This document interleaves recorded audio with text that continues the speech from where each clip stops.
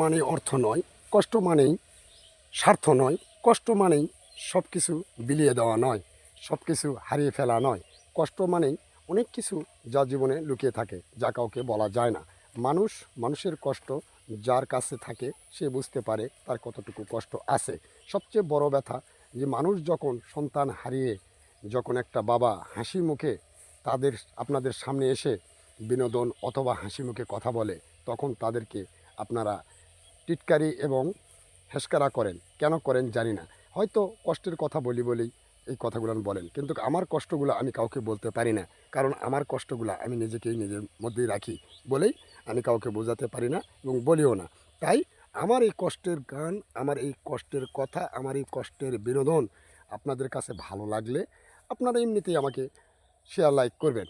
কারণ ভাই আমি শুধু আমার দুঃখের কথাগুলো বলার জন্যই আমি এই ফেসবুকে আসি। আমার কষ্টের কথা বলার মতো কেউ নেই। কারণ আমার এই কষ্ট যদি কারো কাছে বলতে যাই, তারা কখনোই মেনে নেবে না, তাদের সময় হবে না। কিন্তু ফেসবুকে হয়তো আপনাদের কারো মনে লাগে। যদি ভাই কারো মনে লাগে থাকে, কষ্ট আপনারা নেবেন না, আমার জন্য দোয়া করবেন। আমি যেন আপনাদের কাছে থাকতে পারি, আপনাদের কাছে সব কষ্টগুলো বলতে পারি, নিজেকে আমি নিজে ভালো রাখতে পারি। এই জন্যই আমি আপনাদের কাছে দোয়া চাচ্ছি। খোদা হাফেজ।